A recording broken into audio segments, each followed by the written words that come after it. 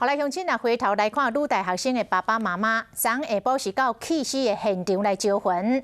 妈妈伸出着双手，亲像是要甲查囝抱咧蓝安安。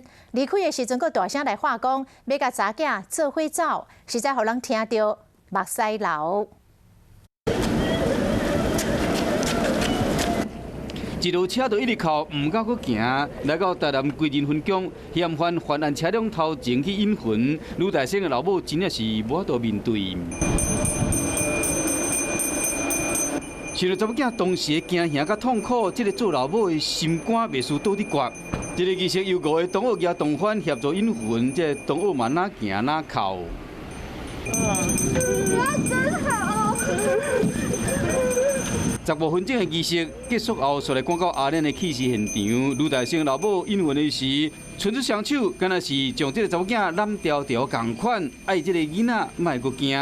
伫个引魂了后要离开的时阵，伊大声哭讲，要对因查某囝做伙去。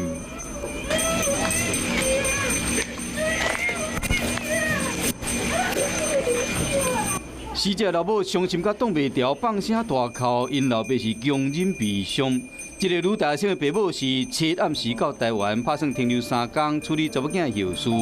本来计划明年欢欢喜喜来台湾参加因查某囝毕业典礼，想不到却是提早来摸到冰冷骨灰转去。只希望讲，伊这个查某囝会使好好对爸母转去马来西亚。